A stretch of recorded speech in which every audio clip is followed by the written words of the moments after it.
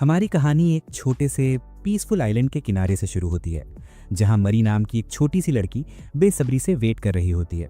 उसके दिल में सिर्फ एक ही एक्साइटमेंट थी, उसके पेरेंट्स की लॉन्ग जर्नी से वापसी। जैसे ही होराइजन पर उनकी बोट दिखाई देती है, मरी खुशी से उछल पड़ती है, लेकिन अगले ही पल वो शॉक में चली जाती है, क्योंकि उसकी माँ की गोद में एक न्यू बॉर्न बेबी होता है। जैसे ही उसकी माँ वार्म स्माइल के साथ उसके पास आती है, प्यार से उस बच्चे का परिचय कराती है, और यहीं मरी समझ जाती है कि ये उसका छोटा भाई शयान है, जिसे अब उसे प्रोटेक्ट करना है। उसकी आंखों में तुरंत स्पार्कल आ जाता है और वो दौड़कर बच्चे को किस कर लेती है।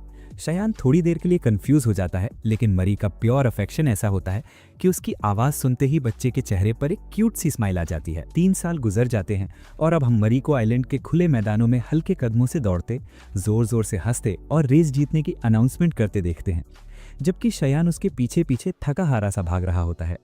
बड़ी बहन होने के कॉन्फिडेंस के साथ मरी जवाब देती है। थोड़ी देर बाद उनके पिता वहां पहुंचते हैं। मरी खुशी से उनकी तरफ दौड़ती है और पिता उसकी समझदारी पर प्राउड महसूस करते हैं।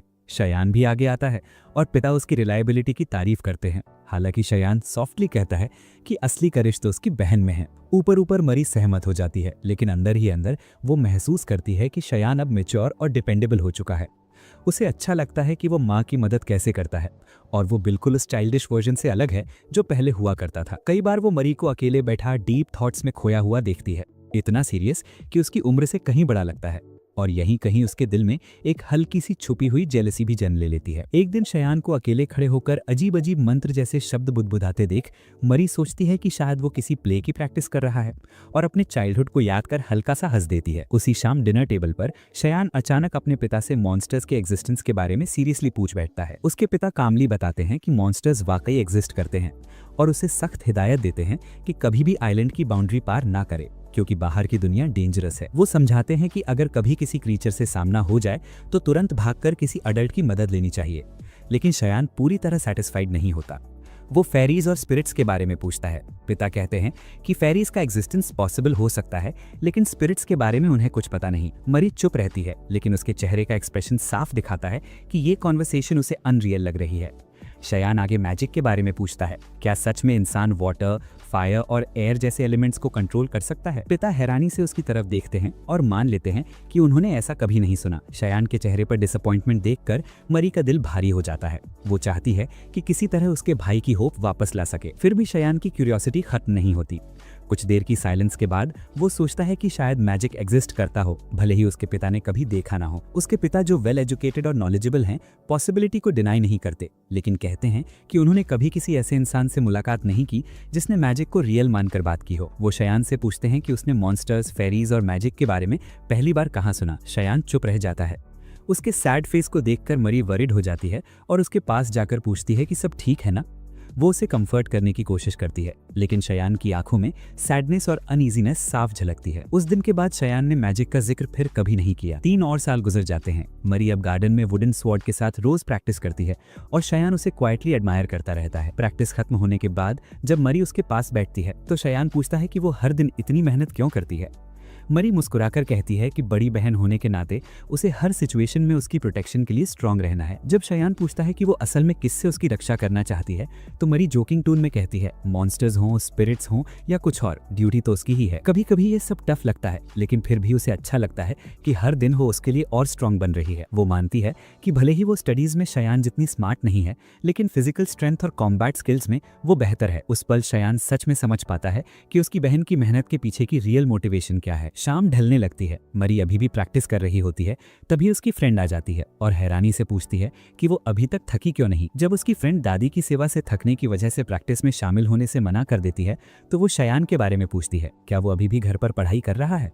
मरी हाँ कहती है, और उसकी फ्रेंड कमेंट करती है कि दोनों भाई बहन अलग अलग वर्ल्ड्स के लगते हैं। ये बात मरी को उस दिन की याद दिला देती है जब शयान ने मैजिक के बारे में पूछा था। वो सोचती है कि क्या उसकी कांस्टेंट स्टडीइंग उसी क्यूरियोसिटी से जुड़ी है। तभी अचानक लेक के ऊपर एक स्ट्रेंज ग्लोइंग लाइट दिखाई देती है।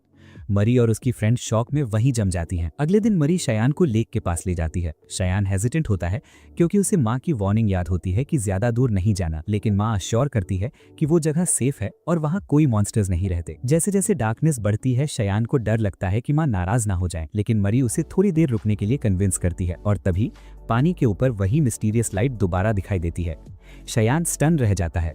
मरी बताती है कि ये लाइट्स हर दिन सनसेट के बाद दिखाई देती हैं, लेकिन रीजन किसी को नहीं पता। वो कहती है कि पहली बार उसने ये लाइट्स अपने पेरेंट्स को दिखाने की कोशिश की थी, लेकिन अजीब बात ये थी कि उन्हें कुछ भी नजर नहीं आया, और यही वो मान लेती है कि उसे डर था कि कहीं एक दिन ये लाइट्स उसे भी दिखना बंद ना हो जाएं। शायन ने हल्की झिझक के साथ कहा कि शायद ये रोशनियां सिर्फ बच्चे ही देख पाते हों, लेकिन मैरी ने तुरंत असहमति जताई और समझाया कि ऐसा जरूरी नहीं है, कुछ अडल्ट्स भी इन्हें देख सकते हैं, जबकि कई बच्चे भी इन्हें नहीं देख पाते। किसी को ये रोशनी परफेक्ट ग्लोइंग स्फीयर्स की तरह दिखती हैं, और कुछ को, जैसे कि मैरी को, ये तेजी से फ्लिकर करती हुई लगती हैं, मानो एक पल में हो और अगले ही पल गायब। शायन को ये सब बेहद स्ट्रेंज लगा, और मैरी ने भी हामी भरते हुए कहा कि हाँ, ये पूरा मामला सच में मैजिक जैसा फील देता है। फिर उसने उसे वो वक्त याद दिलाया जब वो छोटा था और लाइट से चीजें बनाने का सपना देखा करता था, और कितना हर्ट हुआ था जब उनके पिता ने उन सपनों को बेकार कहकर डिसमिस कर दिया था। उस याद ने माहौल थोड़ा इमोशनल कर दिया। शायन ने धीरे से पूछा कि क्या उसे सच में वो पल याद है। मैरी ने मुस्कुराकर भरोसा दिलाया कि भले ही वो बहुत सी बातें भूल जाए, लेकिन जो बातें उसके लिए मायने रखती हैं वो कभी नहीं भूलती। उसके ये वर्ड सीधे शायन के दिल तक पहुंचे। उसकी आंखें थोड़ी नम हो गई, लेकिन उसने खुद को संभालते हुए शांत लहजे में घर लौटने का इशारा किया। जाने से पहले शायन ने उसके लिए किए गए हर काम के लिए दिल से थैंक यू कहा। मैरी ने बिना किसी दिखावे के सच्चाई से जवाब दिया कि उसने ये सब किसी एहसान के लिए नहीं किया, बस उसकी आंखों में खुशी देखने के लिए किया था। जब उसने पूछा कि क्या वो अब खुश है, तो शायन ने पूरे कॉन्फिडेंस के साथ कहा कि हाँ, वो सच में खुश है। अगली सुबह मैरी और शायन ने अनयूजुअली फास्ट और एक्साइटमेंट के साथ नाश्ता खत्म किया, जिसे देखकर उनके पेरेंट्स दोनों हैरान रह गए। बाल्टियां उठाकर वे ऑलमोस्ट दौड़ते हुए बाहर निकले और अपने मिशन को आगे बढ़ाने के लिए फिर से झील की तरफ चल पड़े। शायन के चेहरे पर साफ थकान दिख रही थी, जिसे देखकर मैरी हंस पड़ी और उसे टीज करने लगी कि घर के अंदर ज्यादा पढ़ाई करने से वो सुस्त हो गया है। हालांकि ये मजाक था, लेकिन शायन इतना टायर्ड था कि ना मजाक कर पाया और ना ही बहस। उसका पूरा फोकस सामने के काम पर था। तभी मैरी ने नेक्स्ट स्टेप पूछा और शायन ने बताया कि वो ग्लोइंग ऑर्ब्स को और डीप लेवल पर इन्वेस्टिगेट करना चाहता है, ताकि उनका रियल सोर्स पता चल सके। मैरी ने अंदाजा लगाया कि शायद ये रोशनी झील से ही निकल रही हो, लेकिन शायन ने एक और पॉसिबिलिटी रखी कि शायद पानी के नीचे कुछ छिपा हुआ है जहां से ये लाइट आ रही है। उसने साफ कहा कि सच जानने के लिए और ऑब्जर्वेशन जरूरी हैं। मैरी ने मान लिया कि वो ये सब पूरी तरह नहीं समझ पा रही, लेकिन उसे शायन की इंटेलिजेंस और मिस्ट्री सॉल्व करने की एबिलिटी पर पूरा भरोसा था। क्यूरियोसिटी में उसने पूछा कि अब प्लान क्या है। शायन ने समझाया कि उनके पास 3 बाल्टियां हैं, एक में पानी, पत्थर और रेत, दूसरी में पानी और पौधे, और तीसरी में पानी और मछलियां डाली जाएंगी। भले ही मैरी को यह आइडिया पूरी तरह कन्विंसिंग नहीं लगा, फिर भी वो उसके साथ खड़ी रही और प्लान एग्जीक्यूट करने को रेडी हो गई। दोनों भाई बहन ने मिलकर काम किया और जल्द ही पहली 2 बाल्टियां भर गई, लेकिन तीसरी बाल्टी के लिए मछली पकड़ना सच में टफ निकला। जब वे मछली पकड़ने की कोशिश कर रहे थे, तभी अचानक शायन जोर से हंस पड़ा। मैरी ने हैरानी से पूछा तो उसने बताया कि वो उसे अपने साथ पाकर कितना खुश है और उसके सपोर्ट के लिए दिल से आभार जताया। मैरी ने हल्के मजाक में कहा कि बड़ी बहन होने के नाते उसके साथ खड़े रहना उसका ड्यूटी है। उसने ये भी कहा कि वैसे भी उसके पास बहुत ज्यादा फ्री टाइम था, इसलिए वो साथ आ गई। साथ ही उसने मान लिया कि वो खुद भी क्यूरियस है जानने के लिए कि मैजिक सच में एग्जिस्ट करता है या नहीं। शायन ने प्रॉमिस किया कि अगर उसे कभी मैजिक का सच पता चला तो सबसे पहले वही उसे बताएगा। आखिरकार मैरी एक मछली पकड़ने में सफल हो गई और उन्होंने उसे केयरफुली बाल्टी में डाल दिया। वे मछली को तैरते हुए देख ही रहे थे, तभी मैरी की दोस्त रोज वहां आ पहुंची। शायन को देखकर उसने पूछा कि क्या ये मैरी का छोटा भाई है, और मैरी ने हाँ में सिर हिलाया। शायन ने पोलाइटली रोज को ग्रीट किया, जबकि रोज ने थोड़ा प्राइड के साथ अपना परिचय दिया। रोज के एटीट्यूड से मैरी को थोड़ी इरिटेशन हुई। उसने आंखें घुमाई और शायन से कहा कि रोज को सीरियसली लेने की जरूरत नहीं, वो बस एक नॉर्मल लड़की है, कुछ खास नहीं। ये सुनकर रोज चिढ़ गई और पूछा कि क्या उसे यूजलेस समझा जा रहा है। फिर ये भी जानना चाहा कि वे लोग कर क्या रहे हैं। मैरी ने बताया कि वो मछली पकड़ रहे हैं, लेकिन रोज ने क्यूरियोसिटी में सवाल जारी रखे और पूछा कि उन्होंने खास तौर पर यही झील क्यों चुनी। मैरी ने कहा कि शायन को वजह समझ आ गई थी। जब रोज ने पूछा कि क्या ये ग्लोइंग ऑर्ब्स की वजह से था, तो शायन ने कंफर्म कर दिया। रोज ने माना कि उसे भी वो मिस्टीरियस लाइट्स देखना अच्छा लगता है। जैसे ही सूरज ढलने लगा, ग्लोइंग स्फीयर्स फिर से झील की सरफेस के ऊपर दिखाई देने लगे, लेकिन ये उन बाल्टियों से नहीं निकल रहे थे जो मैरी और शायन ने तैयार की थी। इससे शायन ये कंक्लूजन पर पहुंचा कि ये रोशनियां झील के डीप हिस्सों में मौजूद किसी और चीज से आ रही हैं। रोज ने कहा कि झील के अंदर रहने वाले सभी जीवों को ट्रैक करना बेहद मुश्किल होगा। स्ट्रॉन्ग क्यूरियोसिटी और रेस्टलेस माइंड के साथ शायन ने तय कर लिया कि वो इस मिस्ट्री को और गहराई से समझेगा। अपनी जिज्ञासा रोक न पाने के कारण मैरी ने उसके साथ जाने की जिद की और हेल्प करने के लिए पानी में कूद पड़ी। झील के बीच शायन ने एक और पकड़ लिया और महसूस किया कि वो टच करने पर गर्म था, जैसे उसमें जीवन की धड़कन हो। मैरी ने भी वही किया और एक ग्लोइंग ऑर्ब पकड़ लिया, लेकिन जब शायन ने सिर पानी में डालकर नीचे देखने की कोशिश की तो उसे कुछ दिखाई नहीं दिया। पानी पूरी तरह डार्क था। उसने अपने थॉट्स जोड़ते हुए कंक्लूड किया कि ये ऑर्ब्स सिर्फ मैजिक नहीं हो सकते, बल्कि किसी लिविंग बीइंग से जुड़े हुए हैं, क्योंकि उनकी पोजीशन लगातार बदल रही थी, जैसे वो खुद मूव कर रहे हों। जब मैरी ने पूछा कि उसे ये कैसे पता चला, तो शायन ने कॉन्फिडेंस के साथ बताया कि उनकी मूवमेंट इरेगुलर थी, जो इस बात का संकेत है कि वो किसी ऐसी चीज से जुड़े हैं जो सांस लेती है और हिलती डुलती है। इसके बाद वे पानी से बाहर आ गए। शायन ने हेल्प के लिए थैंक यू कहा, लेकिन मैरी ने कैजुअली जवाब दिया कि थैंक्स की कोई ज़रूरत नहीं, वे फैमिली हैं और बहन होने के नाते उसका साथ देना उसका हक है। थोड़ी देर बाद रोज ने मछली पकड़ना जारी रखा और काफ़ी स्ट्रगल के बाद आखिरकार एक फीमेल मछली पकड़ ली। उसने बताया कि फीमेल फिशेस आमतौर पर झील के डीप हिस्सों में रहती हैं, इसलिए उन्हें पकड़ना मुश्किल होता है। फिर उसने उस मादा मछली को नर मछली के साथ उसी बाल्टी में डाल दिया। उसी पल एक अनएक्सपेक्टेड मूवमेंट सामने आता है। चमकते हुए गोले फिर से पानी के भीतर उभर आते हैं और जैसे ही चेयन इस पूरे सीन को ध्यान से ऑब्जर्व करता है, उसे अचानक सब कुछ क्लियर हो जाता है। उसे समझ आ जाता है कि ये ग्लोइंग ऑब्स असल में मछलियों के कोर्टशिप रिचुअल से जुड़े हुए हैं।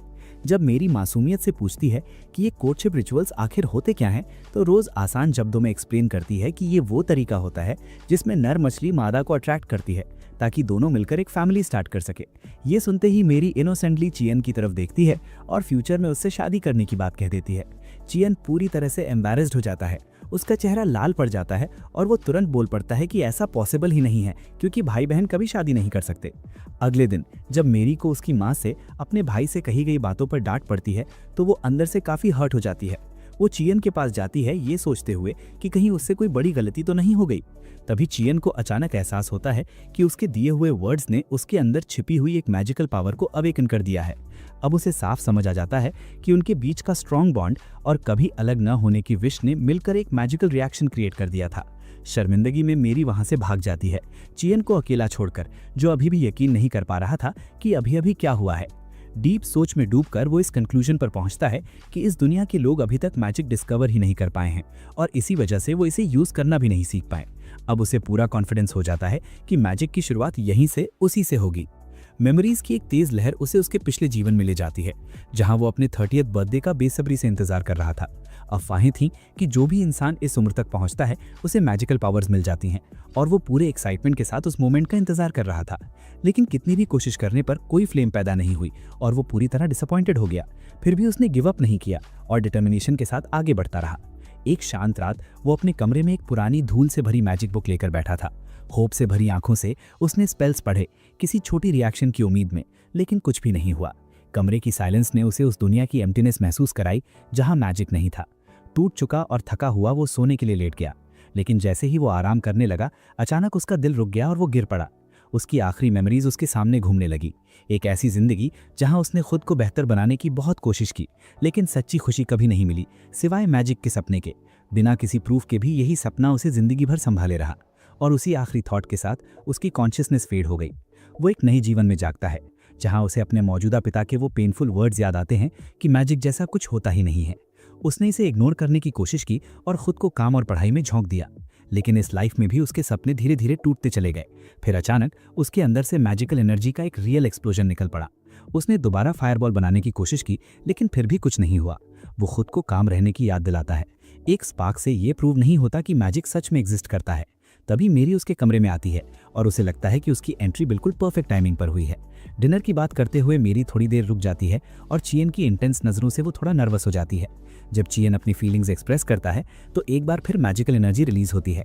अब उसका डाउट क्लियर हो जाता है, इमोशंस ही ट्रिगर हैं। लेकिन मेरी परेशान हो जाती है। उसे लगता है कि चियन उसे अपने पर्सनल एक्सपेरिमेंट के लिए यूज़ कर रहा है। चियन जोर देता है कि वो सीरियस है। मेरी को यकीन करने में टाइम लगता है, लेकिन आखिरकार वो मान जाती है और रिक्वेस्ट करती है कि वो ये दोबारा न करे। जब वो पूछती है कि उसने क्या डिस्कवर किया है, तो चियन बताता है कि जब भी वो इमोशंस एक्सप्रेस करता है, एनर्जी मैनिफेस्ट होती है। हालांकि ये सिर्फ एक तरीका हो सकता है। फिर वो हैप्पी मेमोरीज पर फोकस करता है और जैसे जैसे उसकी खुशी बढ़ती है, एनर्जी फिर से दिखाई देने लगती है। मेरी एक्साइटमेंट से भर जाती है और कहती है कि भले ही वो सिर्फ ग्लो ही क्यों ना कर सके, फिर भी ये अमेजिंग है। चियन को अचीवमेंट का गहरा एहसास होता है। उन्हें प्रूफ मिल गया था कि इस दुनिया में मैजिक एग्जिस्ट करता है। वो इस एनर्जी को एक स्पेशल फिश के इलेक्ट्रिक शॉक से कंपेयर करता है और मेरी प्राउड होकर उसकी डिस्कवरी को सेलिब्रेट करती है। अपने सारे एक्सपीरियंसेस एनालाइज करके चियन समझ जाता है कि इंटेंस इमोशंस के साथ एनर्जी रिलीज होती है। फिर भी वो फ्रस्ट्रेटेड था क्योंकि वो पहले देखे गए ग्लोइंग ऑब्स क्रिएट नहीं कर पा रहा था। उसे लगता है कि उसकी मैजिक अभी इतनी स्ट्रांग नहीं है और ये थॉट उसे परेशान करती है, खासकर जब उसे याद आता है कि मछलियाँ कितनी ईजिली ये कर लेती थी। एक लंबी साइलेंट सोच के बाद उसे लगता है कि वो ऑलमोस्ट स्टक हो गया है, लेकिन वो हार नहीं मानने वाला था। नई डिटर्मिनेशन के साथ वो खुद से वादा करता है कि जब तक मैजिक यूज करना नहीं सीख लेता तब तक कोशिश करता रहेगा। फिश एक्सपेरिमेंट को याद करते हुए उसे अचानक एक फ्लैश ऑफ इंसाइट मिलता है। वो अपनी एनर्जी कलेक्ट करता है और ग्लोइंग हाथ से दीवार पर पंच करता है। रिजल्ट छोटा था, बस हल्की रोशनी और मामूली डैमेज, लेकिन चियन के लिए ये एक ह्यूज स्टेप था। बाद में वो अपने पिता, मेरी और रोज के साथ गार्डन में ट्रेनिंग के लिए जाता है।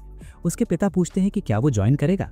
चियन, जिसे फाइटिंग में कोई इंटरेस्ट नहीं था, कहता है कि इसका कोई मतलब नहीं दिखता। उसके पिता समझाते हैं कि ये ट्रेनिंग लड़ने के लिए नहीं बल्कि शहर के बाहर मौजूद मॉन्स्टर्स से बचाव के लिए है। रोज अपनी सेफ्टी के लिए मैजिक सीखने की इच्छा जाहिर करती है। मेरी उसे हैप्पीली सपोर्ट करती है, लेकिन चियन अभी भी अनसैटिस्फाइड रहता है। उसकी सिर्फ एक विश थी, फ्रीली मैजिक स्टडी करना। ट्रेनिंग के दौरान चियन जल्दी ही एग्जॉशन से बेहोश हो जाता है और उसके पिता उसकी कमजोरी पर कमेंट करते हैं। चियन चुपचाप सहमति में सिर हिलाता है।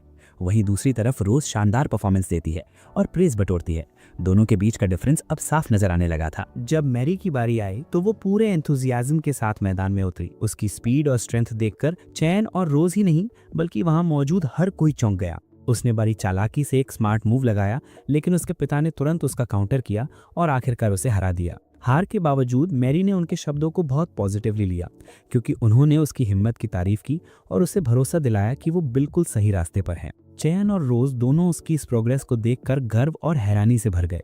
इसके बाद चयन फिर से अपने मैजिकल ट्रेनिंग में पूरी लगन के साथ जुट गया और एक बार फिर अपनी सारी एनर्जी अपने हाथ पर फोकस करने लगा। लेकिन इतनी कोशिशों के बावजूद भी वो अपनी मनचाही अचीवमेंट हासिल नहीं कर पाया और धीरे धीरे फ्रस्ट्रेशन उसके मन में घर करने लगी। उसे याद आया कि एक समय ऐसा था जब वो इस टेक्निक को दिन में सिर्फ 2 बार ही प्रैक्टिस कर पाता था, जबकि अब वो इसे 20 बार तक दोहरा सकता था। फिर भी साफ था कि वो एक ऐसी लिमिट पर पहुंच चुका है जिसे पार करना आसान नहीं था। चयन ने महसूस किया कि आगे बढ़ने के लिए उसे अपनी ट्रेनिंग मेथड में बदलाव करना होगा और उसने एक नए अप्रोच की तलाश करने का फैसला किया। इन्हीं सोचों में डूबा हुआ था कि तभी उसके पिता वहां आ गए और उन्होंने उसे अटोरिया चलने का न्योता दिया, जहां लोहार से कुछ सामान लेना था। चयन ने खुशी खुशी हाँ कर दी। एक ही जगह रह रहकर ऊब चुका चयन अटोरिया शहर पहुंचकर सच में खुश हो गया। शहर भले ही मध्यम आकार का था, लेकिन उसकी लाइवलीनेस और हलचल उसे बहुत अलग लगी। भीड़ भाड़ वाली सड़कों को देखकर उसे अच्छा लग रहा था।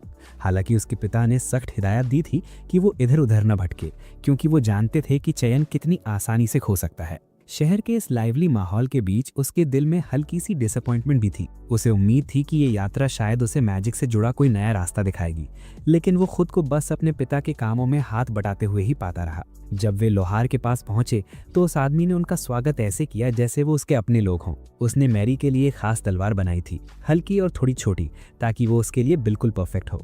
मैरी तलवार देखकर बहुत खुश हुई, लेकिन उसकी खुशी जल्द ही रिग्रेट में बदल गई जब उसे एहसास हुआ कि चयन को कुछ भी नहीं मिला। हालांकि चयन ने उसे समझाया कि तलवार सिर्फ उसके बर्थडे गिफ्ट का हिस्सा है और उसे खुद तलवार में कोई इंटरेस्ट नहीं है। फिर भी मैरी ने जिद की कि उसे भी कुछ लेना चाहिए। उसका मानना था कि चयन को थोड़ा सेल्फिश होना सीखना चाहिए। घूमते घूमते चयन की नजर एक आदमी पर पड़ी जो एक पिंजरा पकड़े हुए था और उसके अंदर एक छोटी फेरी बंद थी। ये सीन उसके दिमाग में बस गया, लेकिन जैसे ही उसके पिता ने ये देखा, उनका चेहरा सख्त हो गया और उन्होंने चयन को पास जाने से रोक दिया। कुछ समय बाद चयन और मैरी फिर से अपनी ट्रेनिंग पर लौट आए। जब चयन ने अपना पिछला रिकॉर्ड तोड़ा तो मैरी खुशी से झूम उठी। चयन ने भी मान लिया कि उसकी प्रोग्रेस के पीछे मैरी का सपोर्ट बहुत बड़ा कारण था।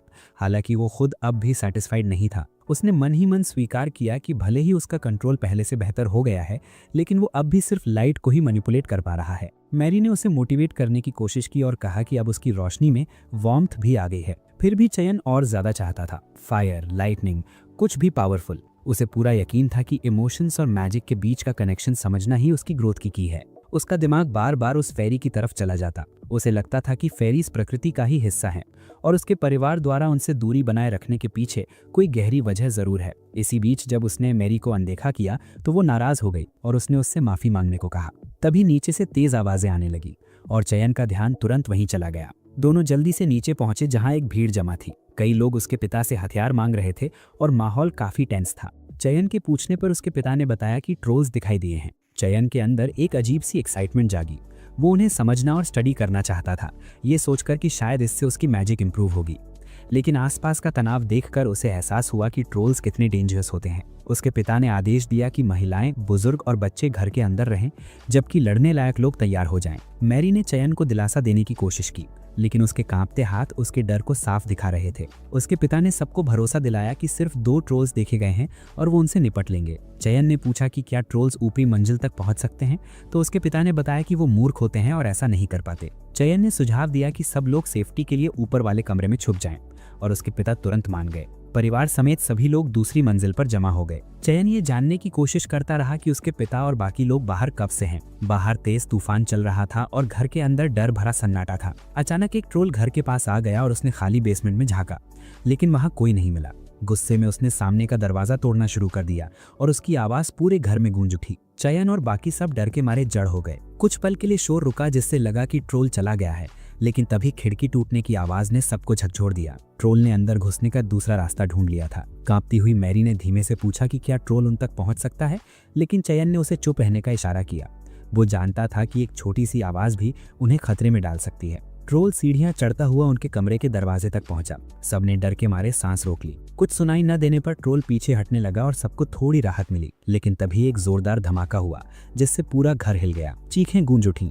ट्रोल वापस आ चुका था और उसने पूरी ताकत से दरवाजा तोड़ दिया। जैसे ही वो अंदर घुसा, उसका विशाल और भयानक रूप देखकर सबके होश उड़ गए। उसी पल चयन को एहसास हुआ कि ऐसे खतरनाक क्रीचर को स्टडी करने की इच्छा रखना कितनी बड़ी गलती थी। उसकी माँ तुरंत अपने बच्चों के सामने खड़ी हो गई, उन्हें बचाने की आखिरी कोशिश करते हुए। ट्रोल ने एक अजीब सार्कास्टिक हंसी हंसी और तभी चयन समझ गया कि वो प्राणी बिल्कुल भी बेवकूफ नहीं था। वो अपनी ताकत को अच्छे से जानता था। डर और सदमे से उसकी माँ जमीन पर गिर पड़ी। डर के बावजूद मेरी ने हिम्मत जुटाई, अपनी स्वॉर्ड उठाई और आगे बढ़ गई। उसके दिमाग में बस एक ही बात थी, अपने फैमिली को प्रोटेक्ट करना और चयन से किया गया अपना वादा निभाना। लेकिन रियलिटी बेहद ब्रूटल थी। ट्रोल ने उसके अटैक को बेहद आसानी से ब्लॉक कर दिया। उसकी तलवार एक तरफ उछाल दी और मेरी को जमीन पर गिरा दिया। और फिर जैसे ही ट्रोल उसे खत्म करने के लिए आगे बढ़ा, उसी पल चयन की मां ने अपनी आखिरी ताकत झोंक दी। उन्होंने मेरी को ढाल बनाकर खड़ा किया और वो जानलेवा वार खुद अपनी पीठ पर झेल लिया। ट्रोल फिर से आगे बढ़ा, इस बार फाइनल स्ट्राइक के लिए। जमीन पर पड़े, हिल भी ना पाने वाले चयन के दिल में फेलियर का बोझ भर चुका था। लेकिन जैसे ही ट्रोल उसके 2 सबसे प्यारे लोगों के करीब पहुंचा, चयन ने मन ही मन तय कर लिया, अब हार नहीं मानेगा। डेस्परेशन में उसने अपनी पूरी ताकत लगाकर ट्रोल का हाथ पकड़ लिया। उसे खुद लगा ये बेकार है, लेकिन तभी उसे एक जानी पहचानी सेंसेशन महसूस हुई। ट्रोल के शरीर में भी वही मैजिकल एनर्जी बह रही थी जो उसके अंदर थी। गांव वाले हैरान थे, लेकिन उस ग्लोइंग पावर को असल में सिर्फ मेरी और उसकी माँ ही देख पा रही थी। चयन ने अपनी सारी एनर्जी उसी हाथ में कंसंट्रेट कर दी जिससे उसने उस मॉन्स्टर को पकड़ा था। शुरू में ट्रोल ने उसे मजाक समझा, लेकिन जैसे जैसे चयन की मैजिक इंटेंस होती गई, ट्रोल की बाह पर फ्लेम्स उठने लगीं। दर्द से तड़पता हुआ ट्रोल चयन को उछालकर कमरे के दूसरी तरफ फेंक देता है। वो दीवार से जा टकराया। चोट लगने के बावजूद चयन शेयर विल पावर के सहारे फिर खड़ा हो गया। वो पीछे से ट्रोल पर कूद पड़ा और अपनी पूरी मैजिकल फोर्स अपने हाथ में समेटकर उसकी स्कल पर दबा दी। आग की लपटों ने पूरे शरीर को घेर लिया। ट्रोल की चीखें पूरे कमरे में गूंज उठीं और कुछ ही पलों में वो ढेर हो गया। एक पल के लिए चयन खुद यकीन नहीं कर पा रहा था कि उसने ये कर दिखाया। गांव वाले खामोशी से उसे देख रहे थे, कंफ्यूज्ड और टेरिफाइड। उस सन्नाटे के बोझ को चयन महसूस कर रहा था। तभी रोज आगे आई और उसे सांत्वना दी, लेकिन वो राहत बहुत छोटी थी। सबकी नजरें उसकी मां पर गईं, जो दर्द से कांप रही थी। मेली उनकी तरफ बढ़ी, लेकिन चोट की गंभीरता समझते हुए चयन और रोज ने उसे रोक लिया। चयन ने मां का पीला पड़ता चेहरा और बेहिसाब खून देखा और समझ गया कि ब्लीडिंग रोकना ही अब एकमात्र चांस है। उसने मां को बेड पर लिटाया और गांव वालों से मदद मांगी। किसी को मेडिकल नॉलेज नहीं था, इसलिए चयन को खुद आगे आना पड़ा। उसने ऐसी किसी महिला को ढूंढा जिसे बेसिक स्टिचिंग आती हो। थोड़ी देर बाद एक महिला ने हिम्मत करके हाथ उठाया। चयन ने सबको नीडल, अल्कोहल और साफ क्लॉथ लाने को कहा। तभी एक छोटा बच्चा उसके पास आया और उन्हें बचाने के लिए धन्यवाद कहा, लेकिन चयन का पूरा फोकस सिर्फ अपनी मां पर था। सामान आते ही चयन और वो महिला स्टिचिंग शुरू करते हैं। घाव खोलते समय उसके हाथ कांप रहे थे। उसे डर था कि कहीं ट्रोल के क्लॉज पॉइजनस ना हो, लेकिन वो जानता था स्टिचेस ही आखिरी रास्ता है। महिला हिचक रही थी क्योंकि उसने ऐसा कभी नहीं किया था, लेकिन चयन ने शांति से उसे समझाया कि ये कितना जरूरी है। पहले उसने मना किया, मगर चयन की बेताबी और विनती ने उसे मजबूर कर दिया। बड़ी मुश्किल से उन्होंने घाव साफ किया, स्टिचेस लगाए और खून बहना धीरे धीरे कम होने लगा। मां की हालत थोड़ी स्टेबल हुई। चयन ने उस महिला को धन्यवाद दिया। उसने बस इतना कहा कि उसने वही किया जो उसे बताया गया था। चयन ने पूछा कि क्या उसकी मां ठीक हो जाएंगी। जवाब मिला, हमें उन्हें क्लोजली मॉनिटर करना होगा। उसी वक्त चयन के पिता और कुछ वॉरियर्स लौटे। चेहरे पर जीत का भाव था, लेकिन वो जीत खोखली थी। चारों तरफ ट्रोल्स के फुटप्रिंट्स फैले हुए थे, साफ संकेत कि एक बड़ा ग्रुप पास ही था। अगले दिन एक हीलर आया।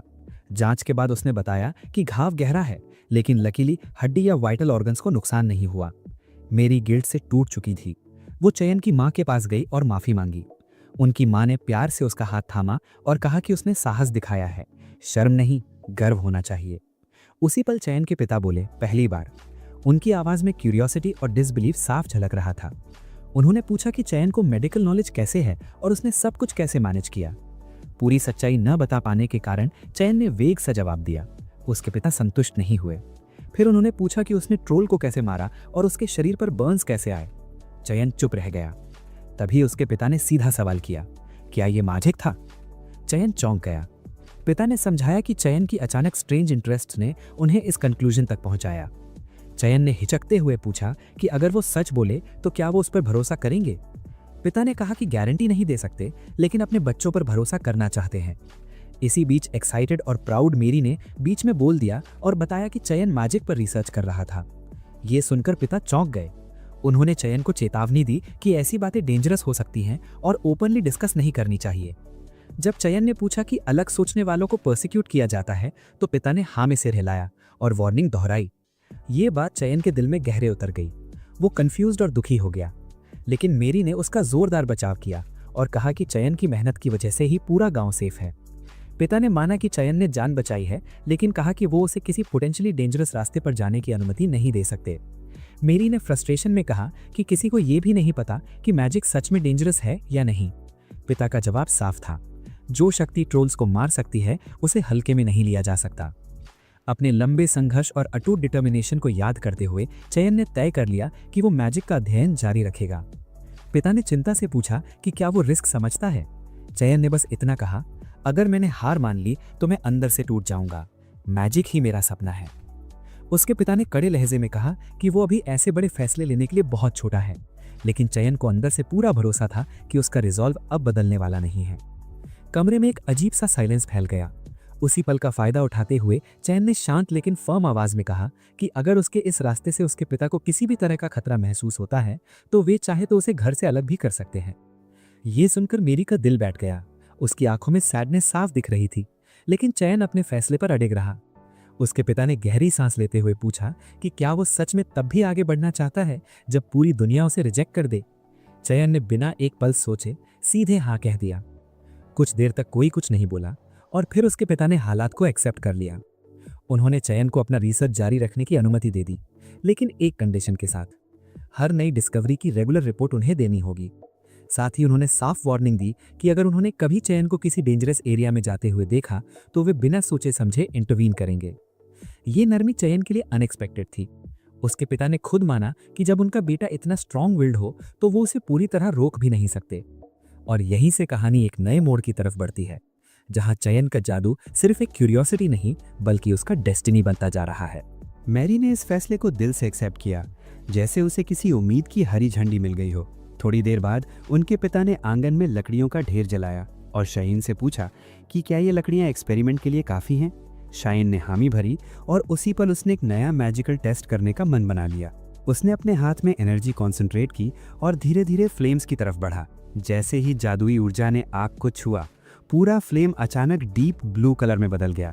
ये देखकर उसके पिता घबरा गए और तुरंत आग बुझा दी, क्योंकि उन्हें ये रिएक्शन बेहद डेंजरस लगा। मैरी भागते हुए अपने भाई के पास आई, उसका हाल पूछने लगी। शयन ने थोड़ा एक्साइटेड लेकिन सीरियस टोन में बताया कि उसने एक इम्पॉर्टेंट बात डिस्कवर की है। मैजिकल एनर्जी जब नेचुरल एनर्जी के साथ मिक्स होती है तो उसका बिहेवियर बदल जाता है। यही वजह थी कि आग का रंग बदल गया था। उसके पिता भले ही जादू को डायरेक्टली देख ना पा रहे हों, लेकिन उन्होंने साफ साफ वो चेंज देखा था और अब इनकार करने का उनके पास कोई रीज़न नहीं बचा था। मैरी को थोड़ी जेलसी सी महसूस हुई और उसने हल्के से कहा कि ये दोनों एक दूसरे को कितनी आसानी से समझ लेते हैं, जबकि उसे ये सब बिल्कुल कंफ्यूजिंग लगता है। शयन मुस्कुराया और उसे याद दिलाया कि मैजिक के जर्नी में सबसे पहला सपोर्ट उसी ने दिया था। और यहीं से पॉसिबिलिटीज से भरा उसका दिमाग इमेजिन करने लगा कि कैसे वो एक जायंट फायरबॉल समन कर रहा है। उसके पिता ने हंसते हुए कहा कि जब भी शयीन कोई नया मैजिकल एस्पेक्ट डिस्कवर करता है तो उसका एक्साइटमेंट ऐसे ही बाहर आ जाता है। एक्सपेरिमेंट्स बार बार चलते रहे। उनके पिता पास ही खड़े थे, रेडी टू इंटरवीन अगर कुछ गलत हो जाए। आखिरकार थकान हावी हुई तो उन्होंने आराम करने की सलाह दी। शयीन ने उन्हें धन्यवाद कहा। उसी समय रोज वहां पहुंची और क्यूरियस होकर पूछा कि क्या कोई नया मैजिक टेस्ट चल रहा है। जब उसे पूरी बात समझाई गई तो वो जेन्युइनली शॉक्ड थी। शयीन ने कहा कि वो बाद में उसे सब दिखाएगा, लेकिन अभी उसके पिता चाहते हैं कि मैजिक सिर्फ सुपरविजन में ही यूज हो। रोज ने उनके पिता की समझदारी की तारीफ की और कहा कि वो वाकई केयरिंग है। ट्रोल अटैक के दौरान रोज की काइंडनेस याद करते हुए शयीन ने उसका शुक्रिया अदा किया। उसने माना कि उस डरावने पल में रोज का साथ उसे इमोशनली संभाल गया था।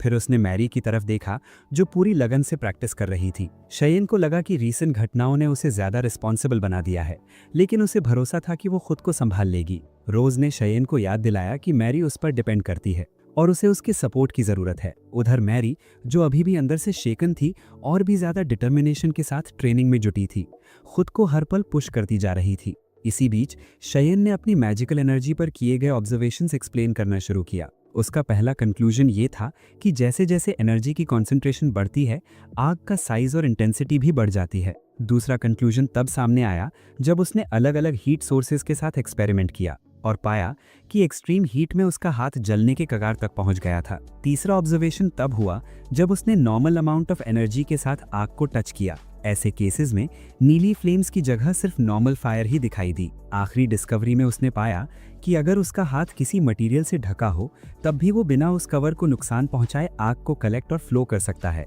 इन सब टेस्ट्स के बाद शयीन इस नतीजे पर पहुंचा कि उसकी पावर डेंजरस है और अभी इसका कोई प्रैक्टिकल यूज नहीं है। उसके पिता को ये एक्सपेरिमेंट्स फैसिनेटिंग लगे, लेकिन उनका मानना था कि फायर एलिमेंट को कंट्रोल करना बेहद मुश्किल होगा। शयीन को पूरा विश्वास था कि अगर वो एनर्जी को सीधे हाथ पर कॉन्सेंट्रेट करने के बजाय थोड़ी दूरी पर गैदर करना सीख ले तो कंट्रोल पॉसिबल है। तभी मैरी ने अचानक कहा कि वो भी ऐसा कर सकती है।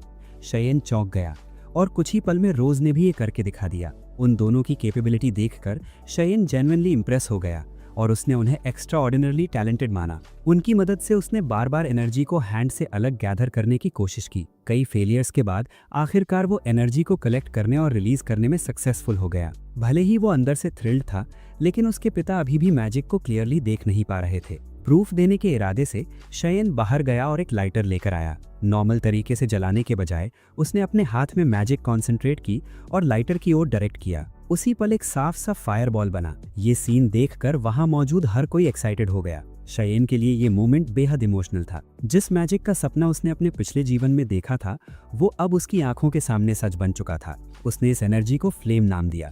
हालांकि उसने ये भी माना कि अभी वो इसे अटैक के लिए यूज नहीं कर सकता। कुछ समय बाद वो अपने पिता के साथ फसल काटने में लग गया। ट्रोल अटैक को 1 महीना हो चुका था। शयीन ट्रेनिंग करता रहा, लेकिन थकान साफ महसूस हो रही थी। उसे समझ आ गया था कि हर बार मैजिक यूज करने पर उसकी एनर्जी बहुत तेजी से ड्रेन हो जाती है। उधर मैरी भी नॉन स्टॉप ट्रेनिंग कर रही थी, यहाँ तक कि उसके हाथों में छाले पड़ गए। आखिरकार उसके पिता ने उसे आराम करने को कहा और समझाया कि ओवर ट्रेनिंग नुकसानदेह हो सकती है। शयीन ने भी उसे रोकने की कोशिश की, लेकिन उसने दोनों की बात इग्नोर कर दी। गुस्से में शयीन उस पर चिल्ला पड़ा। मैरी हर्ट हो गई और वहां से चली गई। उसके पिता ने शयीन को समझाया कि मैरी जिम्मेदारी के बोझ तले दब रही है और वक्त के साथ सब ठीक हो जाएगा।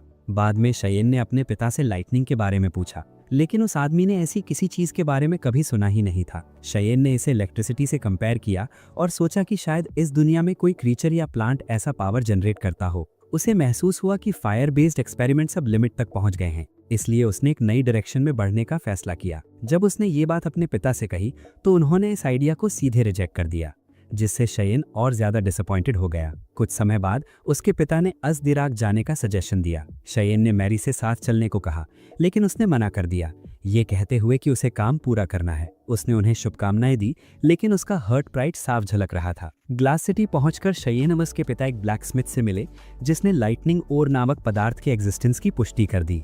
जब उससे पूछा गया कि इसे हासिल कैसे किया जा सकता है, तो उस व्यक्ति ने साफ शब्दों में बताया कि इस मटेरियल को हैंडल करना बेहद मुश्किल है।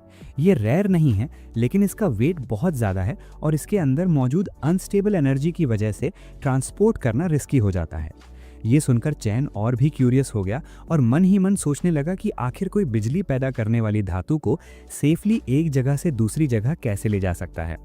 इसके बाद उसने लोहार से उन पेड़ों के बारे में भी पूछा जिनसे चिपचिपा सफ़ेद रस निकलता है, लेकिन उसे पता चला कि इस रीजन में ऐसे कोई प्लांट्स नहीं हैं।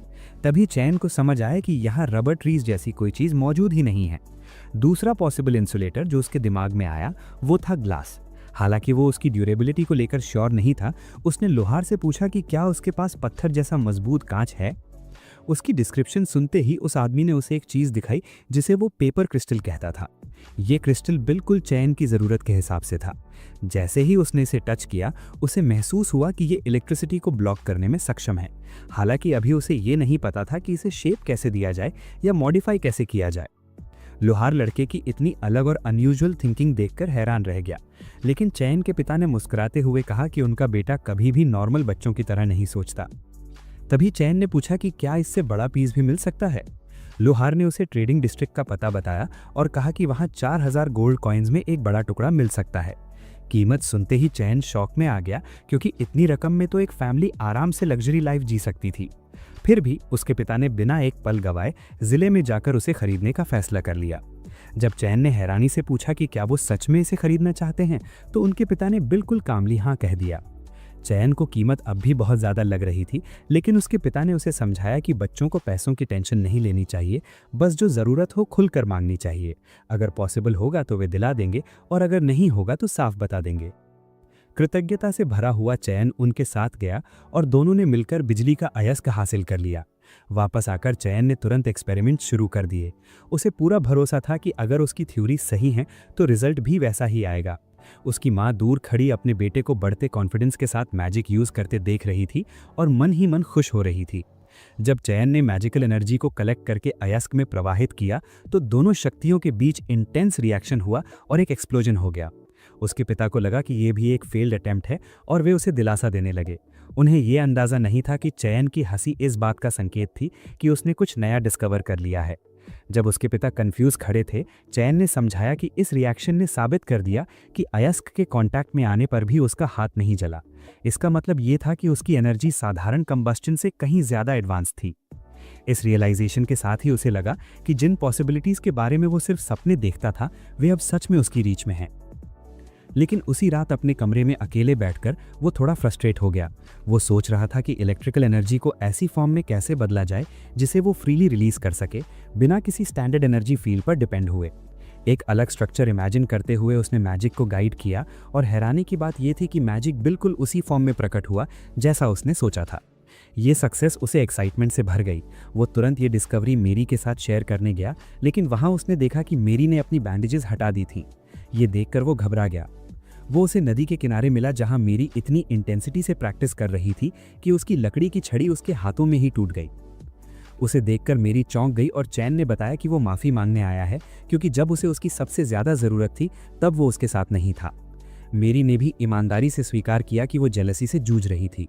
उसने उसकी प्रोटेक्शन के लिए नॉनस्टॉप प्रैक्टिस की थी, फिर भी असली डेंजर के वक्त वो कुछ नहीं कर पाई और आखिर में चैन ने उन दोनों को बचाया। वो जिंदा होने के लिए थैंकफुल थी, लेकिन खुद से डिसअपॉइंटेड भी।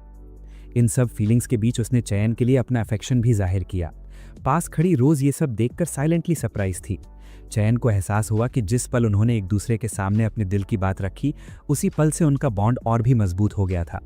उस दिन के बाद मेरी खुद को उससे अलग नहीं कर पाई। एक्सपेरिमेंट्स जारी रखते हुए चैन ने पाया कि मैजिकल एनर्जी को किसी भी शेप में फैलाया जा सकता है, लेकिन जैसे जैसे वो फैलती है उसकी पावर कम हो जाती है। फिर उसने इसका ऑपोजिट ट्राई किया, एनर्जी को कंप्रेस करके छोटा और ज़्यादा डेंस बना दिया। जब उसने एक स्पार्क से इस कंडेंस एनर्जी को इग्नाइट किया तो ये एक पावरफुल ब्लास्ट में बदल गया। उसके पिता और मेरी दोनों शॉक रह गए। रिजल्ट उसकी एक्सपेक्टेशन से भी ज़्यादा था। चैन ने इस टेक्निक को फ्लेयर नाम दिया और इसे एक बड़ी ब्रेक थ्रू माना। एक्साइटेड होकर उसने फिर से बिजली के अयस्क के साथ इंटरेक्शन करने की कोशिश की, लेकिन इस बार उसकी मैजिक एनर्जी उस पर असर डालने के लिए काफ़ी नहीं थी, जिससे वो थोड़ी देर के लिए डिसअपॉइंटेड हो गया। फिर भी वो इस बात से खुश था कि अब वो कमांड पर मैजिक एक्टिवेट कर सकता है। उसने और ज़्यादा एनर्जी कलेक्ट की और दोबारा अयस्क में फ्लो कर दी। इस बार हुआ एक्सप्लोजन इतना स्ट्रांग था कि वो ज़मीन पर गिर पड़ा। मेरी और रोज़ डर के मारे उसकी ओर दौड़ी, लेकिन चैन ने उन्हें अश्योर किया कि वो ठीक है। अब भी सहमी हुई मेरी ने नोटिस किया कि इलेक्ट्रिसिटी अजीब तरह से बिहेव कर रही थी, बिखरने के बजाय वो वापस अयस्क की ओर खिंच रही थी। चयन ने समझाया कि अयस्क की इंटरनल एनर्जी उसकी मैजिक को अट्रैक्ट कर रही थी, हालांकि उसने खुद माना कि वो अभी इसे पूरी तरह से समझ नहीं पाया है। उसे एहसास हुआ कि मैजिक की पोटेंशियल लिमिटलेस है, बस उसकी अंडरस्टैंडिंग अभी इनकम्प्लीट है। आगे बढ़ने के लिए उसे और क्रिएटिव सोचना होगा। तभी उसके पिता ग्लास लेकर आए और कुछ पत्थर मेज पर रख दिए। चयन ने देखा कि ग्लास काफ़ी परेशान लग रहा था। उसके पिता ने बताया कि ग्लास ने बिजली के अयस्क को निकालने के लिए चयन की मेथड का इस्तेमाल किया था, एक ऐसा काम जिसे पहले इम्पॉसिबल माना जाता था। ग्लास ने माना कि उसने प्रॉफिट कमाने के लिए बिना परमिशन इस आइडिया का इस्तेमाल किया था और माफ़ी मांगी, लेकिन चयन ने कोई गुस्सा नहीं दिखाया, जिससे ग्लास और भी चौंक गया। असली प्रॉब्लम इससे भी बड़ी थी। जब वे स्टोरेज एरिया गए तो उन्होंने देखा कि अयस्क अनस्टेबल तरीके से एनर्जी रिलीज कर रहा था, जिसे उसे स्टोर करना ऑलमोस्ट इम्पॉसिबल हो गया था। कई स्टोन्स बेकार हो चुके थे क्योंकि वे एनर्जी को सेफली कंट्रोल या रिलीज नहीं कर पा रहे थे और बायर्स उन्हें रिजेक्ट कर चुके थे। पूरी तरह फ्रस्ट्रेटेड होकर ग्लास को अब सिर्फ एक ही उम्मीद थी कि चयन कोई सोल्यूशन निकाल पाएगा। शाहीन के पिता को अपने दोस्त के लिए गहरी सिंपैथी महसूस हुई, लेकिन शाहीन कुछ पल तक चुप रहा, जैसे दिमाग में सब कुछ जोड़ रहा हो, और फिर उसने मदद करने का फैसला कर लिया। ये सुनते ही ग्लास ने राहत की सांस ली और उसे दिखाया कि जब बिजली के अयस्क को पास पास रखा जाता है तो वो कैसे रिएक्ट करता है। जैसे ही उसने दो पत्थरों को एक दूसरे के करीब लाया, अचानक उनके बीच एक तेज इलेक्ट्रिक स्पार्क फूट पड़ा। शाहीन ने इस नज़ारे पर पूरा ध्यान लगाया, हर डिटेल को ऑब्जर्व करते हुए रिएक्शन की वर्किंग समझने की कोशिश की। इसके बाद ग्लास ने एक और पत्थर दिखाया, जिसे उसने कई बिजली के अयस्कों को पिघलाकर एक ही ब्लॉक में ढाल दिया था। शाहीन ने चेक किया कि क्या ये दूसरे पत्थरों के पास लाने पर भी एनर्जी रिलीज करता है या स्पार्क बनाता है, लेकिन इस बार कुछ भी नहीं हुआ। तभी शाहीन को समझ आया कि बिजली का अयस्क पिघलने के बाद अपनी एनर्जी खो देता है। जब उसने ग्लास से पूछा कि एनर्जी ठीक कब गायब होती है, तो पता चला कि अयस्क टूटने के बाद भी कुछ देर तक पावर रखता है, लेकिन मेल्टिंग प्रोसेस के दौरान वो पूरी तरह खत्म हो जाती है। यहीं पर पूरी प्रोसेस उसके दिमाग में क्लियर हो गई। इसके बाद शाहीन ने एक और एक्सपेरिमेंट प्लान किया और ग्लास के पिता को आगे आने का इशारा किया। उन्होंने हामी भरी और शाहीन ने अपनी मैजिकल फायर का इस्तेमाल करते हुए कंट्रोल्ड फ्लेम छोड़ी। ग्लास हैरानी से देखता रह गया, लेकिन शाहीन पूरी कामनेस के साथ उसे आगे बढ़ने के लिए कहता रहा। अविश्वास से भरे ग्लास ने पूछ ही लिया कि शाहीन ने खाली हाथ से आग कैसे बना ली। शाहीन ने इसे जादू बताया और अपने पिता की ओर देखा। उसके पिता ने सिर हिलाकर पुष्टि की कि वे उसके एबिलिटीज के बारे में जानते थे। ये सुनकर ग्लास लगभग स्टंड रह गया। वो बोला कि बिना अपनी आंखों से देखे वो कभी इस पर यकीन नहीं करता। करीब 1 घंटे बाद ग्लास ने एक नया बिजली का पत्थर तैयार कर लिया। जैसे ही नए आकार के 2 पत्थरों को पास लाया गया, उनके बीच फिर से एक साफ सी स्पार्क दिखी। शाहीन को अंदर से जबरदस्त सेटिस्फैक्शन महसूस हुई। मैजिकल फायर ने सच में मैटर पर असर दिखाया था। सब ने उन्हें बधाई दी और इस नई एडवांस्ड मटेरियल को नाम दिया गया आयरन लाइटनिंग, ये मानते हुए कि इसकी वैल्यू बहुत ज़्यादा होने वाली है। तुरंत आयरन लाइटनिंग की प्लेट्स बननी शुरू हो गई। शाहीन ने लगातार 3 दिन बिना रुके काम किया और अपनी ज़रूरत की सारी चीज़ें बना ली, light crystals, magical ignition devices और कई दूसरे टूल्स। उसके पिता ने उस पर खुलकर गर्व जताया। यहाँ तक कि मैरी, जो पहले जेलेसी महसूस कर रही थी, अब बिना किसी कड़वाहट के उसकी तारीफ कर रही थी। ग्लास ने शाहीन को धन्यवाद दिया और माना कि उसकी क्रिएटिविटी उसकी सोच से कहीं आगे है। वो कुछ और कहना चाहता था, लेकिन शाहीन के पिता ने उसकी बात वहीं रोक दी, जैसे कुछ समझ गए हों। शाहीन को ग्लास के पहले कहे अधूरे शब्द याद आए, वो वर्ड्स जो सपोर्ट की तरफ इशारा कर रहे थे। जल्द ही ये साफ हो गया कि ग्लास ज़रूरत पड़ने पर उनके परिवार का साथ देने को तैयार था। मैरी थोड़ी कंफ्यूज हो गई और मतलब पूछ बैठी, तो शाहीन मुस्कुराकर बोला कि क्राफ्टिंग के दौरान उसके दिमाग में एक नया आइडिया आया है, ऐसा आइडिया जो उसकी बनाई हर चीज़ को बदल सकता है। समय के साथ ग्लास के products, iron lightning plates, lighting crystals और मैजिकल इग्निशन डिवाइसेस तेज़ी से बिकने लगे और ज़बरदस्त प्रॉफिट लाने लगे।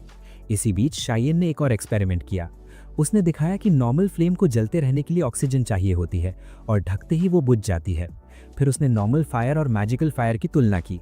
मैरी को पूरा यकीन था कि मैजिकल फ्लेम नहीं बुझेगी, जबकि रोज़ को शक था कि शायद बुझ जाए। शाहीन ने अपनी मैजिकल फायर से मोमबत्ती जलाई, उसे ढका और सच में वो लौ जलती रही। मैरी ने खुशी से सेलिब्रेट किया, लेकिन शाहीन ज़्यादा फोकस लेसन पर कर रहा था। इसका मतलब साफ था, मैजिकल फायर ऑक्सीजन पर डिपेंड नहीं करती और यही उसे नेचुरल फायर से फंडामेंटली अलग बनाता है। तभी उसके दिमाग में एक नया थॉट आया। उसने एक फ्लेम छोड़ी और मैरी से कहा कि वो अपनी मैजिकल एनर्जी उसकी तरफ डायरेक्ट करे। दोनों एनर्जीज के टकराते ही जोरदार एक्सप्लोजन हुआ और मैरी ज़मीन पर गिर पड़ी। शाहीन तुरंत उसके पास पहुंचा और जब मैरी ने बताया कि वो ठीक है, तब जाकर उसे चैन मिला। उसने मन ही मन माना कि उसे बस एक तेज़ फ्लेम की उम्मीद थी, इतना बड़ा ब्लास्ट नहीं।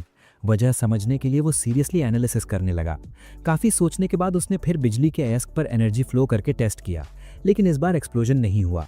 यही मिसिंग फैक्टर सामने आ गया और आखिरकार थ्योरी क्लियर हो गई। रोज जो सब देख रही थी, जादू की नेचर पर ही सवाल उठाने लगी। शाइन ने समझाया कि मैजिक असल में मैजिकल एनर्जी है जो हवा को एक मीडियम की तरह इस्तेमाल करती है। मैजिकल फायर बिना ऑक्सीजन के भी जल सकती है, लेकिन जब उन्होंने लाइटनिंग मैजिक टेस्ट किया तो हवा से रेजिस्टेंस महसूस हुआ। इससे साफ हो गया कि मैजिकल एनर्जी हवा या प्रेशर की तरह बिहेव करती है, केमिकल्स पर डिपेंड किए बिना एनवायरनमेंट को अफेक्ट करती है। ये डिस्कवरी उनके रिसर्च में एक बड़ा ब्रेक थ्रू थी। उत्साह में शाइन अपनी वही अजीब सी हंसी हंसने लगा जो वो हमेशा किसी बड़ी डिस्कवरी पर हंसता था। रोज और मैरी भी उसके एक्साइटमेंट में शामिल हो गई, उसके फ्यूचर को लेकर उम्मीद से भरकर। शाइन ने लेदर और पेपर क्रिस्टल से बने खास ग्लव्स मंगवाए। ग्लव्स पहनते ही एक्सपेरिमेंट शुरू हो गए। पहला सक्सेसफुल रिजल्ट था मैजिकल फायर का क्रिएशन। इतनी इंटेंस फ्लेम की एक जोरदार एक्सप्लोजन हुआ और सब चौंक गए। इसके बाद उसने लाइटनिंग डिस्चार्ज किया, जिससे एक फोकस्ड और पावरफुल इलेक्ट्रिक बीम निकली। वो गर्व से खड़ा था, महसूस करते हुए कि उसका रिसर्च अब बिल्कुल नए फेज में पहुंच गया है। उसके पिता उसे ध्यान से देख रहे थे, चेहरे पर प्राइड और सरप्राइज दोनों साफ झलक रहे थे। मैरी दौड़कर उसके पास आई और पूरे एक्साइटमेंट में बोली कि ये अब तक की सबसे अनबिलीवेबल चीज़ है। ये सुनकर शाइन की आंखें भर आईं। उसे खुद भी अपने अचीवमेंट्स पर यकीन नहीं हो रहा था। मैरी और रोज उसे संभालने के लिए पास आईं, जबकि उसके माता पिता दूर से ग्लास वॉल के पीछे खड़े होकर ये सब देख रहे थे। अपने बेटे की तरक्की देखकर उनकी आंखें भी नम हो चुकी थीं। शाइन पूरी लगन के साथ अपनी ट्रेनिंग में लगा रहा। उसने एक पावरफुल लाइटनिंग शॉक स्पेल का इस्तेमाल करके लकड़ी का तख्ता तोड़ दिया और ये देखते ही मैरी और रोज की रिएक्शन खुशी से भर गई। हल्की मुस्कान के साथ उसने उन्हें याद दिलाया कि ये इम्प्रूवमेंट धीरे धीरे स्पेल के साथ अकस्टम होने की वजह से आई है। इसके बाद उसने दिल से उन दोनों को उनके कांस्टेंट सपोर्ट के लिए धन्यवाद कहा। थोड़ी देर बाद उसका ध्यान एक नई टेक्निक पर गया जिसे उसने कॉम्पोजिट मैजिक का नाम दिया। ये तरीका दो मैजिकल एलिमेंट्स को कंबाइन करके मैजिकल एनर्जी को ज़्यादा एम्पलीफाई और फोकस करने पर बेस्ड था। उसका मानना था कि इससे स्पेल्स की पावर और इम्पैक्ट दोनों बढ़ेंगे, लेकिन कई बार ट्राई करने के बावजूद कुछ स्पेसिफिक एनर्जीज को मिलाने पर कोई क्लियर रिजल्ट नहीं मिला। फिर भी उसका डिटर्मिनेशन बिल्कुल नहीं डगमगाया। उसने एक नया आइडिया सोचा और एक और एक्सपेरिमेंट करने के लिए नदी के किनारे पहुंच गया। वहां उसने एक स्पेशल स्पेल को बार बार रिपीट किया, लेकिन हर बार फेलियर ही मिली। लगातार फेलियर्स ने उसे थोड़ा फ्रस्ट्रेट कर दिया था और मैरी और रोज समझने की कोशिश कर रही थी कि आखिर वो अचीव क्या करना चाहता है। शायन ने अपने प्रीवियस नॉलेज को दोबारा रिवाइज किया।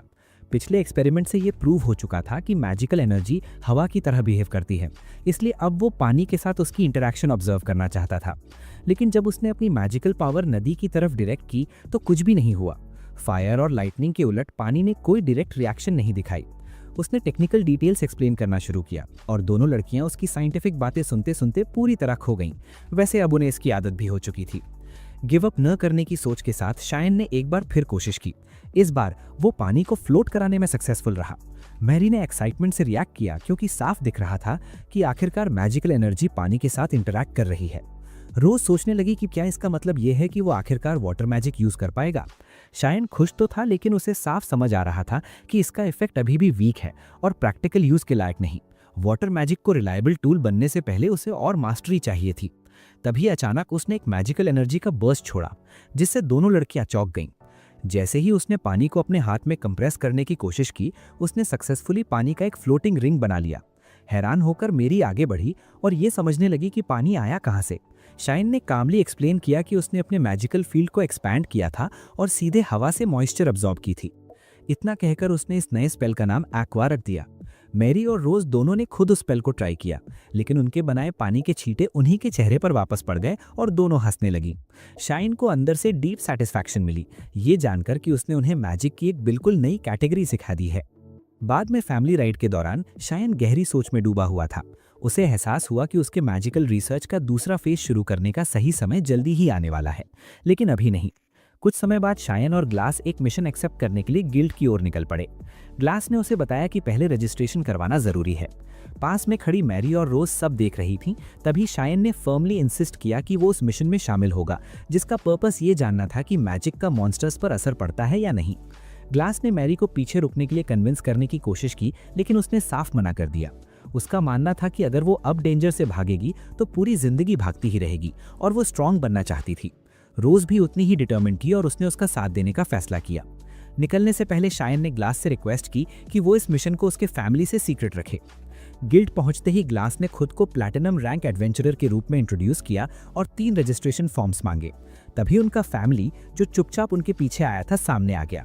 शाइन के पिता ने बताया कि वो भी उन्हें सपोर्ट करने आए हैं और कैजुअली रिवील किया कि वो डायमंड रैंक एडवेंचरर हैं। इतना रेयर रैंक कि पूरा गिल्ड सन्न रह गया। बिना किसी हेजिटेशन के उन्होंने स्टाफ को प्रोसेस कंप्लीट करने का आदेश दिया और कहा कि डिस्कशन बाद में होगी। बाहर आकर उन्होंने तीनों से पूछा कि वो कुछ कहना चाहते हैं। शर्मिंदगी में डूबे हुए तीनों ने माफी मांगी। उन्होंने एक गहरी सांस ली और कहा कि उन्हें पहले से ही कुछ शक था। शाइन ने पूछा कि क्या उन्हें मॉन्स्टर हंटिंग के लिए रजिस्ट्रेशन की उनकी प्लान के बारे में पता था। उसके पिता ने बताया कि एग्जैक्ट प्लान तो नहीं पता था, लेकिन ये समझ आ गया था कि कुछ छुपाया जा रहा है, खासकर इसलिए क्योंकि मैरी कई दिनों से उनसे आंखें नहीं मिला रही थी। मैरी की आंखों में आंसू आ गए। ग्लास ने बीच में आकर आर्ग्यू किया कि बच्चों ने कोई भी कदम सोच समझकर उठाया है और शाइन के पिता से रिक्वेस्ट की कि वो ज्यादा स्ट्रिक्ट न हो, लेकिन पिता के सख्त एक्सप्रेशन से साफ था कि ग्लास को बीच में नहीं बोलना चाहिए था। खुद को कंपोज करते हुए उन्होंने उनसे पूरी योजना एक्सप्लेन करने को कहा।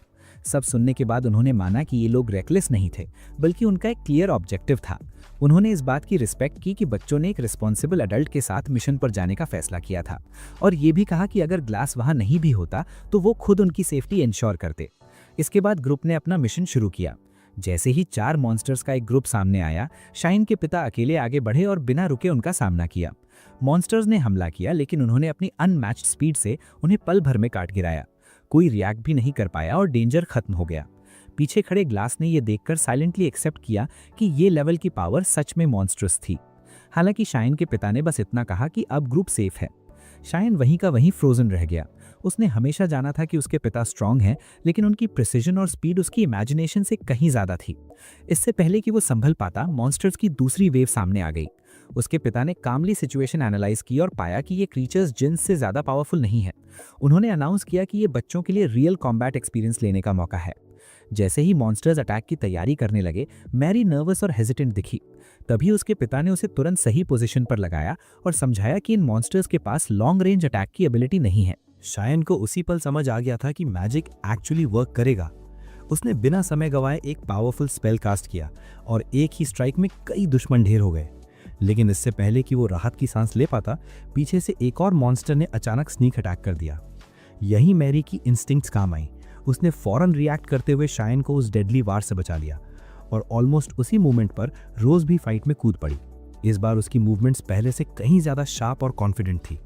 कुछ ही सेकंड्स में शाइन, मैरी और रोज ने मिलकर एक परफेक्टली कोऑर्डिनेटेड अटैक किया और बचे हुए मॉन्स्टर्स को भी खत्म कर दिया। उन्हें लगा कि सब खत्म हो चुका है, तभी अंधेरे से एक और क्रीचर निकल आया और उन पर झपटने की कोशिश की। शाइन ने बिना हिचक एक इंस्टेंट प्रतिक्रिया दी और उसके पास पहुंचने से पहले ही उसे खत्म कर दिया। खतरा टलते ही तीनों ने एक दूसरे की कोशिशों की सराहना की और दिल से थैंक्स कहा। मैरी गहरी सांसें लेते हुए खुद को संभालती है और उसके चेहरे पर एक नया कॉन्फिडेंस साफ दिखता है। शाइन के साथ लड़ते हुए उसे अंदर से ताकत महसूस हुई थी। अब उसे पूरा यकीन था कि जब तक वो उसके साथ है, वो किसी भी डेंजर का सामना कर सकती है। उसी पल शाइन को भी एहसास होता है कि उनका रिश्ता सिर्फ ब्लड रिलेशन तक सीमित नहीं है। कुछ भी हो जाए, मैरी हमेशा इस दुनिया में उसकी one and only big sister रहेगी। थोड़ी देर बाद उनके पिता वहां पहुंचते हैं और उनके प्रदर्शन की खुलकर तारीफ करते हैं, खासकर बैटल में उनके परफेक्ट कोऑर्डिनेशन की। फिर वो अनाउंस करते हैं कि अगला फाइट भी वो लोग खुद लड़ेंगे, क्योंकि ये रियल कॉम्बैट एक्सपीरियंस पाने का सबसे अच्छा मौका है। वो आसपास मॉन्स्टर्स की बढ़ती एक्टिविटी की ओर इशारा करते हैं और आगे बढ़ने के लिए मोटिवेट करते हैं। शायन अभी भी यही सोच रहा होता है कि उसके पिता इतनी इंसेन स्पीड कैसे मेंटेन कर पा रहे हैं, लेकिन सोचने का मौका ही नहीं मिलता क्योंकि वो एक और बैटल में फंस जाते हैं। इस बार दोनों साइड्स पूरी ताकत झोंक देती हैं। जीत के बाद थकान अचानक हावी हो जाती है। मैरी लगभग बेहोशी की हालत में मान लेती है कि अब वो और आगे नहीं बढ़ सकती। उनके पिता एक बार फिर उनके एफर्ट्स की सराहना करते हैं। ग्लास हंसते हुए कहता है कि उसे तो ऐसा लग रहा है जैसे उसने कुछ खास किया ही नहीं। शायन भी ऑनेस्टली मानता है कि बैटल में अपने पिता के लेवल तक पहुंचना ऑलमोस्ट इम्पॉसिबल है। आराम करते हुए शायन की नज़र पास की एक अंधेरी केव पर पड़ती है और अजीब सी क्यूरियोसिटी उसे उसके अंदर जाने के लिए खींचने लगती है। मैरी और रोज थोड़ी हेजिटेंट होती हैं, लेकिन अनईजी फीलिंग के बावजूद उसके पीछे चल देती हैं। अंदर का माहौल भारी और अनकंफर्टेबल था और डार्कनेस के बीच एक स्ट्रेंज ऑप्रेसिव ऑरा फैली हुई थी। तभी उन्हें कुछ अनएक्सपेक्टेड दिखता है, एक पिंजरे में बंद एक फेरी। शायन उसे छुड़ाने के लिए आगे बढ़ता है, लेकिन फेरी घबरा जाती है और भागने की कोशिश करती है। उसकी रिएक्शन देखकर मैरी और रोज भी कंफ्यूज हो जाती हैं कि उसका इंटेंशन क्या है। शायन को लगता है कि उसे आज़ाद करना ही सही फैसला है और दोनों लड़कियां तुरंत अग्री कर जाती हैं। वो बहुत सावधानी से केज खोलता है। फेरी एक पल के लिए स्टंट सी खड़ी रहती है, जैसे उसे यकीन ही नहीं हो रहा हो कि वो सच में फ्री है। फिर वो बाहर निकलती है और उड़ते उड़ते दूर कहीं गायब हो जाती है। तीनों उसे यूं उड़ते देखकर हैरान रह जाते हैं। उन्होंने पहले कभी किसी क्रीचर को ऐसे उड़ते नहीं देखा था।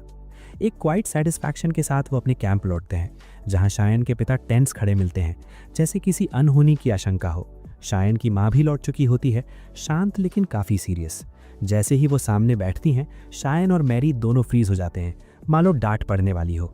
वो कामली कहती हैं कि उन्हें शुरू से पता था कि ये लोग मॉन्स्टर हंटिंग पर जा रहे हैं, क्योंकि उनके पिता ने जाने से पहले सब बता दिया था। शायन सरप्राइज होकर पूछता है कि फिर वो पहले गुस्सा क्यों थी। वो बताती हैं कि उन्होंने अपने पति को बैटल से घायल होकर बहुत कम लौटते देखा है और उनके नेचर को जानते हुए उन्हें डर था कि वो लड़ाई में खुद पर कंट्रोल खो सकते हैं। बाद में शायन अकेले ही गॉब्लिन्स के एक और ग्रुप से टकराता है और इस मौके का इस्तेमाल अपने नए स्पेल को टेस्ट करने के लिए करता है। वो बहुत सारी हवा इकट्ठा करता है, उसे एक मैजिकल आर्मर में रैप करता है और प्रेशर को लिमिट तक बढ़ाता है। नतीजा एक वायलेंट स्टॉर्म जो गॉब्लिन्स को ज़मीन पर पटक देता है। स्पेल की सक्सेस से वह एक्साइटेड होता है, हालांकि टाइम लगने से थोड़ा डिसअपॉइंटेड भी। फिर भी वो मानता है कि ये स्पेल डायरेक्ट कॉम्बैट के लिए नहीं बना था। कुछ समय बाद शहर में घूमते हुए शायन हर चीज़ को सस्पिशियस नज़रों से देखने लगता है। रोज़ उसके फोकस्ड एक्सप्रेशन को नोटिस करती है और कुछ पूछती है, लेकिन वो इग्नोर कर देता है। अंदर ही अंदर वो सोच रहा होता है कि उसे अब तक किसी और में रोज़ जैसी मैजिकल ऑरा क्यों नहीं महसूस हुई। तीनों बात ही कर रहे होते हैं कि उन्हें शहर के आसपास मॉन्स्टर्स की असामान्य रूप से बढ़ती संख्या दिखती है। मैरी घबरा जाती है और ग्लास से मिलने का सुझाव देती है।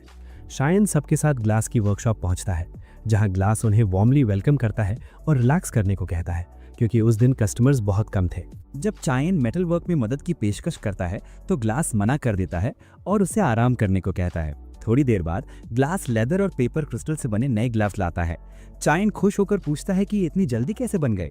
ग्लास हंसते हुए बताता है कि चायन पुराने ग्लव्स बहुत जल्दी खराब कर देता था, जो इस बात का सबूत है कि वो कितना स्ट्रांग और अजाइल हो चुका है। बातचीत के दौरान ग्लास ये भी नोटिस करता है कि ये ग्रुप अपने दम पर काफ़ी प्रोग्रेस कर चुका है।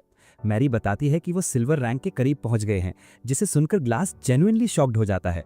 रोज उसे याद दिलाती है कि उसके और जीन के टाइम में भी ऐसा हुआ था, लेकिन ग्लास कहता है कि तब एडवेंचरर गिल्ड्स इतने कॉमन नहीं थे। इसी बीच चायन अपने नए ग्लव्स टेस्ट करता है और मैरी नोटिस करती है कि वो अब कितने अलग अलग टाइप्स के मैजिक यूज कर रहा है। वो मान लेता है कि यही उसका गोल है। वो और एलिमेंट्स सीखना चाहता है और उन पर मास्टरी हासिल करना चाहता है। जब उससे नेक्स्ट टारगेट पूछा जाता है तो वो चुप रहता है और उसे बोलने देता है। वो बताती है कि चायन की वजह से उनकी सिचुएशन पूरी तरह बदल गई है। उसके बिना वो कभी मैजिकल लैंप नहीं बना पाते और गॉब्लिन्स उन्हें कब का खत्म कर चुके होते। उसे पूरा यकीन था कि जो काम उसने किया है वैसा कोई और नहीं कर सकता था। उसकी ये बातें चायन के दिल को छू जाती हैं और उसने आगे कहा कि उसने जो मैजिक डिस्कवर किया है वो कमाल का है और सिर्फ लड़ाई तक सीमित नहीं, बल्कि उससे कहीं बड़े पर्पसेस पूरे कर सकता है। ये सुनकर चायन थोड़ा चौंक गई, लेकिन फिर उसने कामली साफ किया कि उसके पिता हमेशा कहते आए हैं कि जादू के दो पहलू होते हैं, पॉजिटिव भी और नेगेटिव भी। फिर भी उसे पूरे यकीन के साथ महसूस हो रहा था कि इस मैजिक के ऐसे कई अच्छे इस्तेमाल अभी दुनिया के सामने आने बाकी हैं। बाद में शियोन अपने पिता के साथ एक इंटेंस ट्रेनिंग सेशन में उतरता है। लड़ाई अपने क्लाइमैक्स पर पहुंच ही रही थी कि उसके पिता लगभग जीतने वाले थे। तभी शियोन अचानक एक न्यू अर्थ स्पेल इस्तेमाल करता है। जमीन उसके पिता के पैरों के नीचे से धंस जाती है और वे आधे उसमें फंस जाते हैं। ये मूव इतना अनएक्सपेक्टेड होता है कि शियोन बाजी मार लेता है। उसके पिता पूरी तरह शॉक्ड रह जाते हैं और तुरंत पूछते हैं कि ऐसा मैजिक पॉसिबल कैसे हुआ। शियोन कामली समझाता है कि उसमें मिट्टी के अंदर हवा भरकर उसका प्रेशर बढ़ा दिया था, जिससे जमीन कोलैप्स हो गई। लेकिन साथ ही वो ये भी मान लेता है कि इस तरह का स्पेल कास्ट करना फिजिकली बहुत एग्जॉस्टिंग है और उसे अपनी स्टैमिना और एंड्योरेंस अभी और बढ़ानी होगी। उसके पिता हंसते हैं और कहते हैं कि बिगिनर्स के लिए ऐसी प्रॉब्लम बिल्कुल नॉर्मल है और उसकी ग्रोथ सच में इंप्रेसिव है, यहाँ तक कि उनके लिए भी सरप्राइजिंग। शियोन सहमत होता है, लेकिन ये भी मानता है कि मैजिक हर बार वैसा काम नहीं करता जैसा हम चाहते हैं। वो हवा के जादू से उड़ने की अपनी इच्छा जाहिर करता है, जिस पर उसके पिता फिर से हंस पड़ते हैं और उस सपने की तुलना बर्ड्स की फ्रीडम से कर देते हैं। इतने में मेरी वहां पहुंचती है और ट्रेनिंग में अपनी टर्न मांगती है। अपने पिता के साथ उसकी फाइट भी उतनी ही फियर्स होती है और शियोन नोटिस करता है कि उसने कितनी प्रोग्रेस की है।